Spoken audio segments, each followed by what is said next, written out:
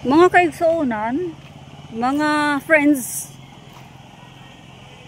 nung panahon ko, ayan kita nyo, meron ng four wheels.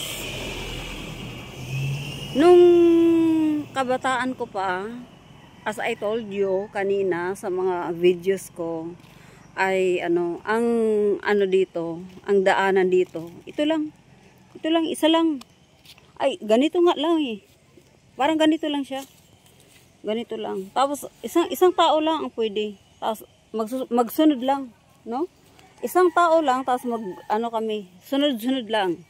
Walang kahit na single motor, walang makapasok. Kundi isang tao at sunod ang isang tao, sunod ang isang tao.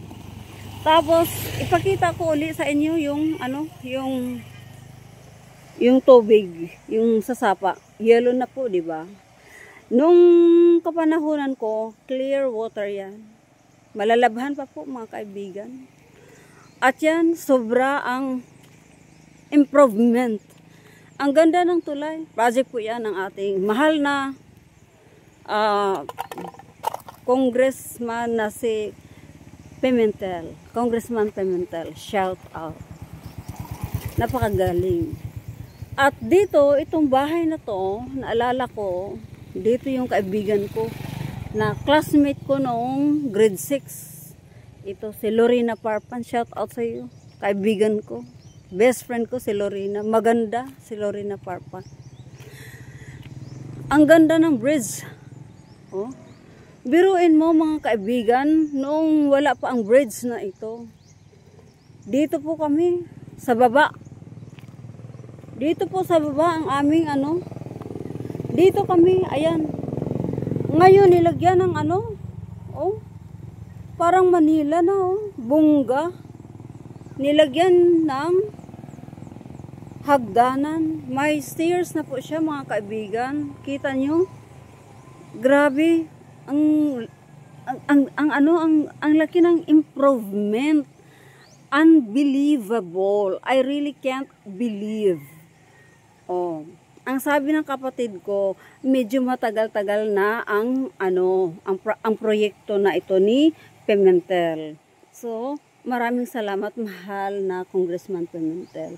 Tapos meron din dito nang sa ganun pag magbaha siya, hindi na pupunta sa mga kabahay-bahayan, no? Sobra malaki po talaga ang pagbabago. Merong ito yung Banangilid. Ito siya. Banangilid Bridge. Kasi itong area na to, Banangilid na po siya. So, ito Banangilid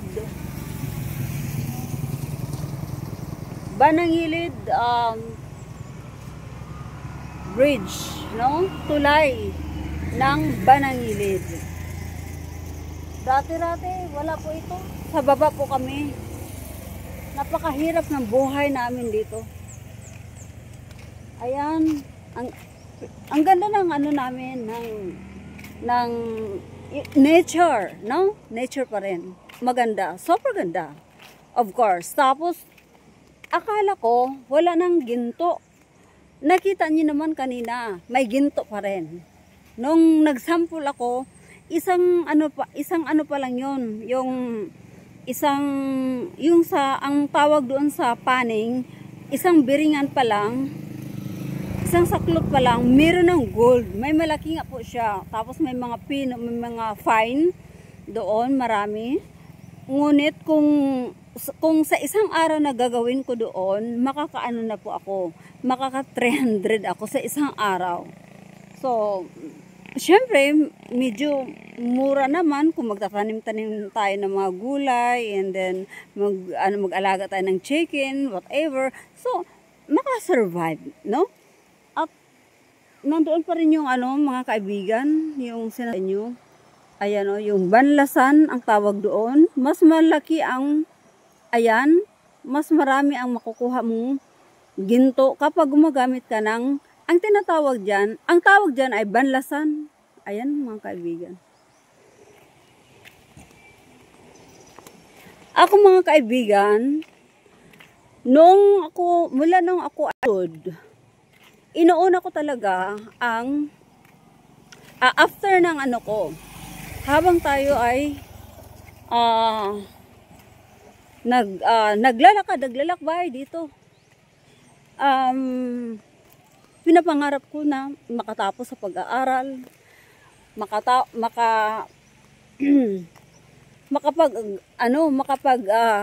teach, no? Makapagtrabaho, of course. But then I failed in teaching position because the salary is not good. Nung si President Rodrigo Duterte, tinaasan na po niya yung salary ng mga teachers and ano ba yun, yung police, no?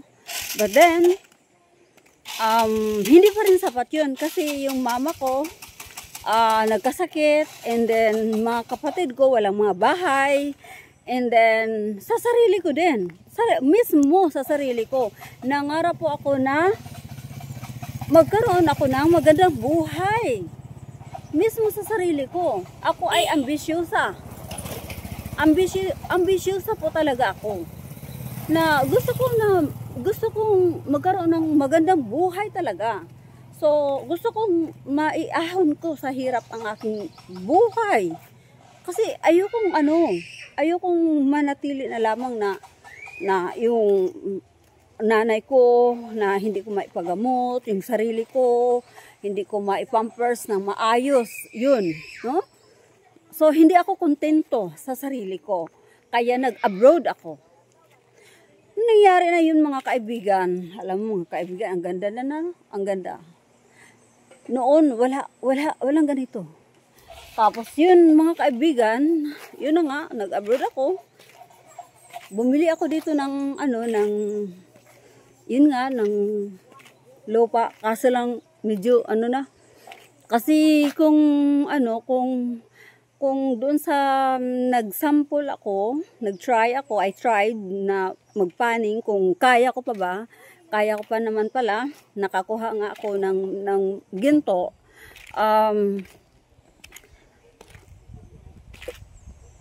Masisira pa rin kasi sisirain ng mga yung taga-paning, taga-kuha ng ginto.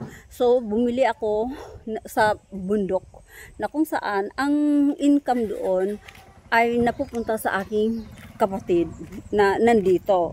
At yung iba naman na naipundar ko doon yung sa palayan, yung kapatid kong isa na sumunod sa kanya. Yun yung kumukuha ng yung sa nyugan ko, yung maliit na kapatid ko.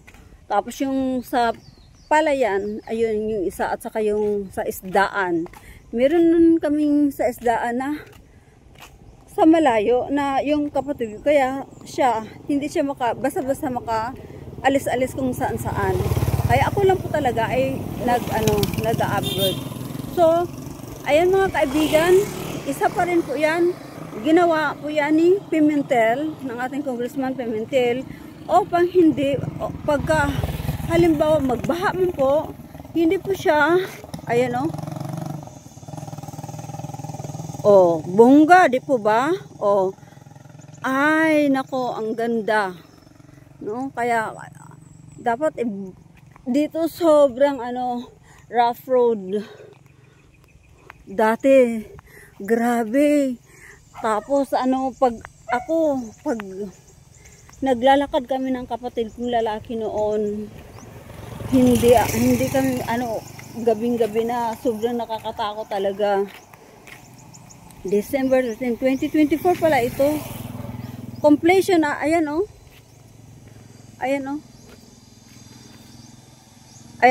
contra completion date December 13, 2024 pa.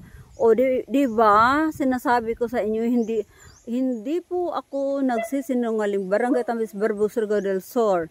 Ayan. 50 million. So 50 million peso. So hindi corrupt, no, ang ating mahal na Pimentel. So, ang ganda naman ng gumamila na ito. Oh. See? Ang ganda ng kulay niya. Ang ganda ng kulay at saka yung petals. Oh. See? Oh.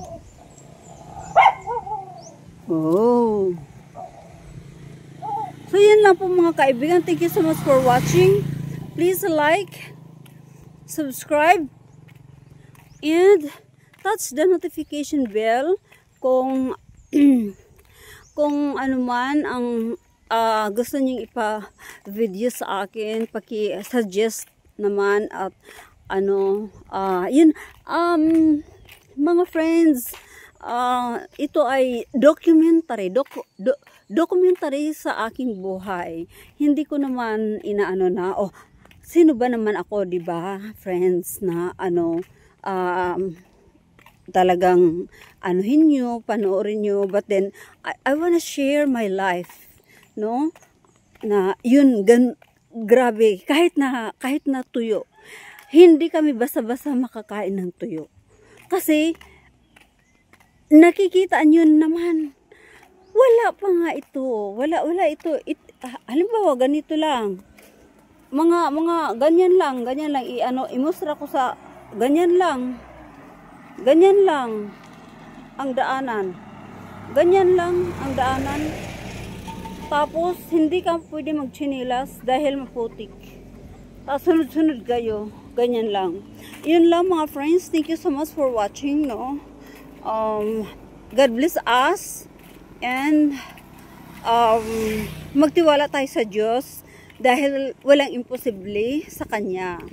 Bye-bye!